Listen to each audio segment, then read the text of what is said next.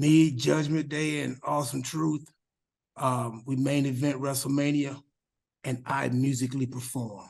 That will complete the story. I'm a champion!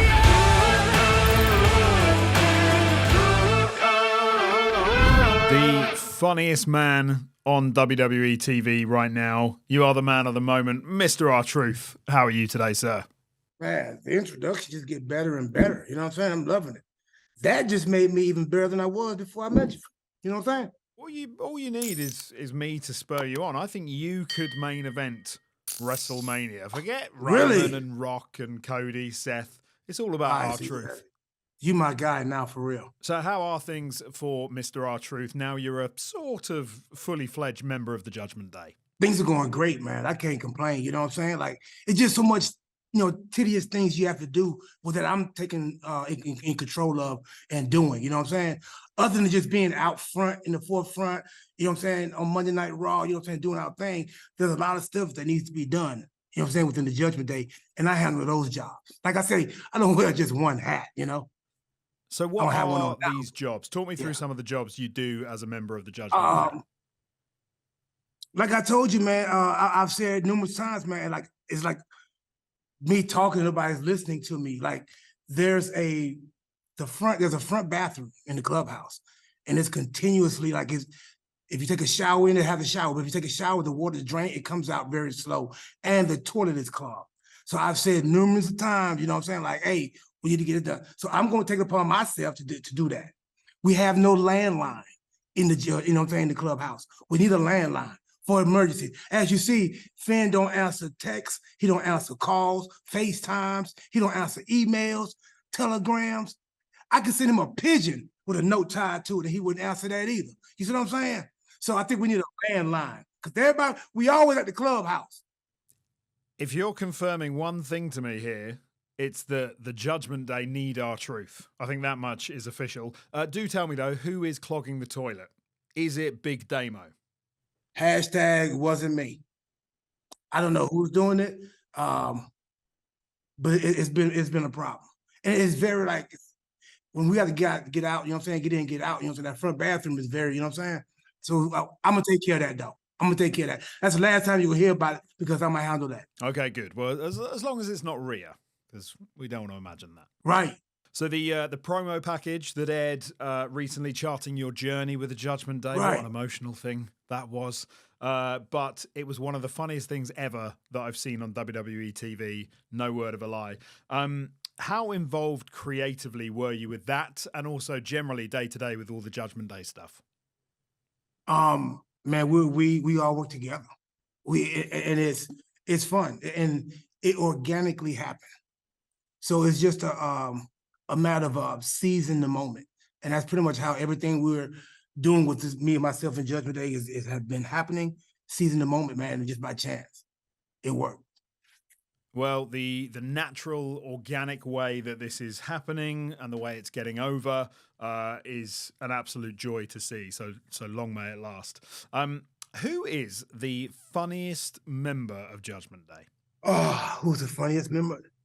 They all are funny in their own way, but I'm gonna have to go with Dirty Dom.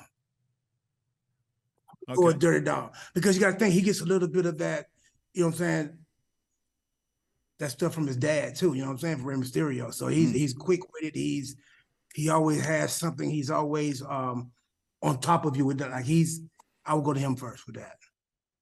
And who is the naughtiest member of Judgment Day?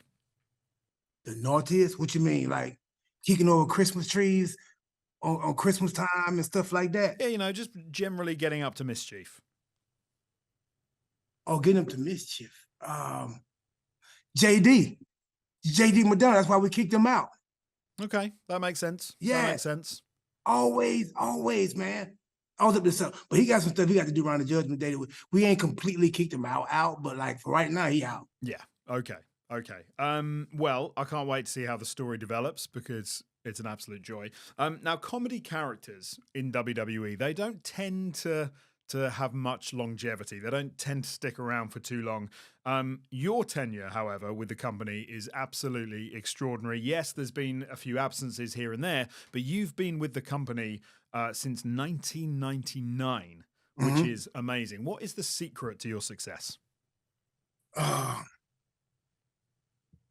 Taking advantage of time. Oh, what a great answer. There's no such thing as you're too old or you're too young, you're too this, that.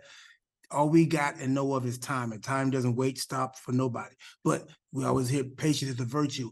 My longevity has a lot to do with just organically in the right time, being ready at the right time, being in the right place at the right time, doing the right thing at the right time. I think it's just, I was gone for a year and a half. I think people miss that.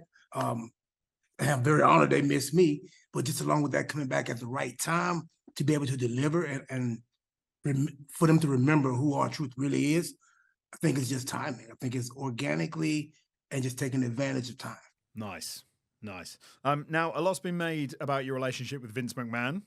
You guys obviously go way back. Why do you think you originally hit it off with Vince, and what's your relationship like with him now? I've always been honest with Vince. Me and Vince always been cool. We just hit it off from the time I was flown up to meet him way back in '99. You know, and he's the truth. You've always been just yourself. You can't pretend. You can't fake. You just always yourself. And you treat me like you would treat anybody else. I've always I've seen Vince in his sweatpants. You know what I'm saying? So it's like I've seen him sleeping. You know what I'm saying? So it's like organically taking advantage of time to get to know somebody. Now, as a veteran of the game, for someone who's been around for as long as you have, what are the differences between the WWE that we know from back in the day, led by Vince McMahon, and the WWE that we see now, led by Triple H and Nick Khan? There really is no difference, but there is a difference. You have to be like within the aura of the whole spectrum of everything to notice and see everything that, even from what Vince done to what's going on right now, all cylinders are on go. Always have been, and always, and now they're being oiled, they're being fed with more fuel, they're being like spark plugs, everything's being checked, tuned up, and everything. Like it's all cylinders on go. You're just seeing the best of what was always the best of. Now you're 52 this week. Happy birthday. That's what they say. What do they say? They say I'll be 52 in a couple of days. that is what they say. That is what they That's say. What they say. That's the phrase. Huh? A lot of people say that. A lot of people say it. Now it is unbelievable. You're still going strong. You're throwing yourself through tables with JD McDonough on Raw. You're in line to have just such a celebratory, ultra fun run, and you know, perhaps the highlight of your entire career. What's the secret to the shape that you stay in? Talk me through the workouts, the diet. How does R-Truth stay looking so incredible? I mean, I still do the same workout that I've been doing since I was in high school. Really? Yeah, same workout. I don't eat breakfast. Never have eaten breakfast. Really? But that's the most important meal of the day. That's what they say. They do say that. A lot of people say they do say that. A lot of people. But who are those people to say that? How do they look? I never know who you see what I'm saying. So who say that. That part right there. So it's just I do the same work I've been doing since high school. Never eating breakfast. And a lot of people's like, oh, so you're fasting. I don't know if it's fasting or what, but like my first meal is 2 o'clock in the afternoon, 2 maybe 3 o'clock, and then I'll eat again maybe 7 or 8. And I won't eat again to the next day, 2 o'clock. I respect this, don't get me wrong, but I sort of feel bad for you that you've never experienced breakfast. I feel like you're missing out on a lot of good food there. I've experienced breakfast. You know what? You can eat breakfast at any time. I might eat some pancakes at 2 o'clock in the afternoon. Okay. I don't eat eggs, but I might eat some grits at 3 o'clock. You know what I'm saying? I might eat some hash browns at 4 or 5. You can have it. You don't have to have it that early in the morning of just waking up. I give my body time to get the fluids moving and going and stuff like that. I don't wake up and rush straight to the dinner table. That's just me. They say breakfast is the most important meal of the day. If I eat breakfast, I'll be laying down by 10, 11 o'clock. Well, you're R-Truth, my friend. You can buck the trend. You can do whatever the bloody hell you like. Yes, and then I work out minimum 4 times a week. I'm always doing cardio. I take advantage of the time to keep keep this vessel moving and going. And yes. I try to stay supple like a leopard, as they would say. Nice. Now, finish your story. That is a phrase that we are going to hear, where we're currently already hearing it a lot, but we're going to hear it a lot this year on WWE programming. But what does that phrase, finish your story, mean to R-Truth? You've had a great career. You've headlined Survivor Series in the world's most famous arena opposite John Cena and The Rock, for God's sake. Is there anything else you'd like to achieve that means R-Truth can finish his story? Me, Judgment Day, and Awesome Truth. We main event WrestleMania, and I musically perform. That will complete the story. Oh, yeah. You felt me on that one, didn't you? Oh, I felt you big time. I have my family with me to watch, you know what I'm saying, to be there with me. Oh, yeah, that'd be nice. Bit of William Regal next to you. Doing a bit I don't mind that. Bring everyone William. Remembers that segment. Me and William Regal go back. Yes, bring William, please do. Funniest moment of your career and the proudest moment? Oh man, I can't think of the funniest moment. I've had so many funny moments. We just talked about it. Me coming in here, I was in there with John Cone, one of our referees that now works in talent relations.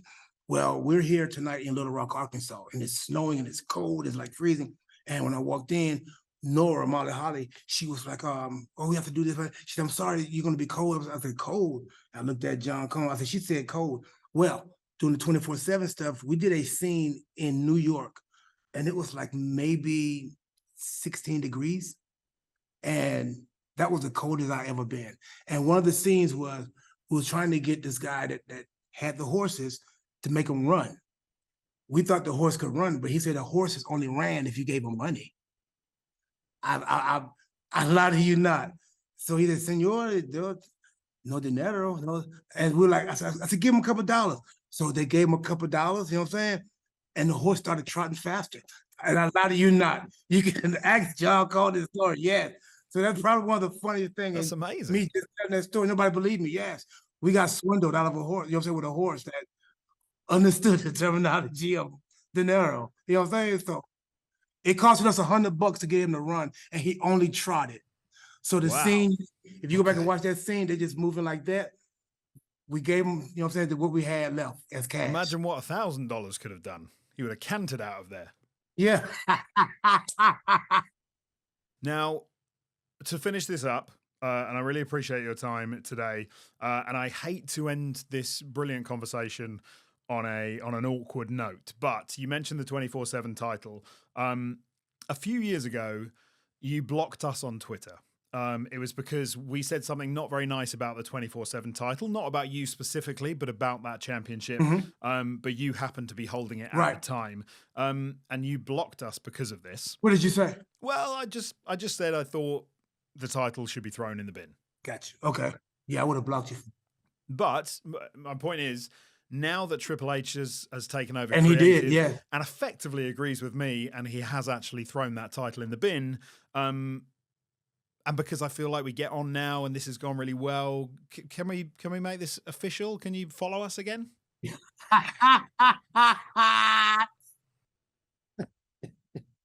Yeah, being that I've done an interview with you, yes, I will. And I only took offense to it. I took offense to it as a negative has been. If I don't know if you even know, Forbes magazine did a write-up about the 24/7 title. Did you know that?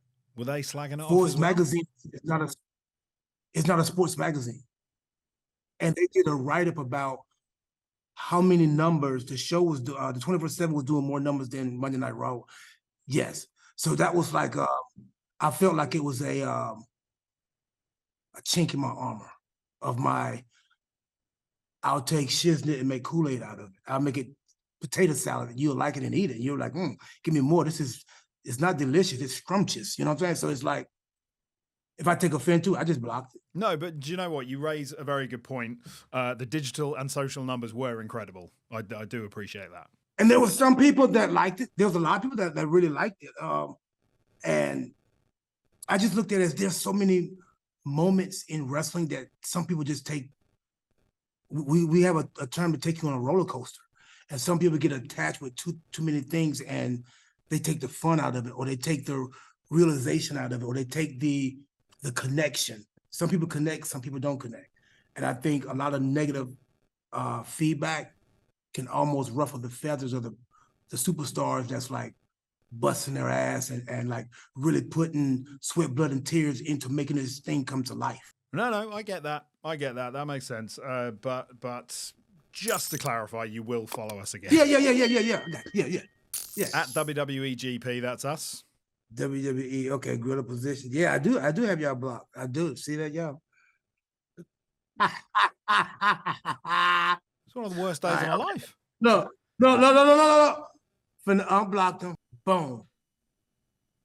You unblocked. You see that? Well, I'm very glad we've put this to bed. R-Truth, you are a genuine superstar with a capital S, and you're a great man. Thank you so much for your time. Appreciate you. Thank you, man. Appreciate it so much. I'm a champion!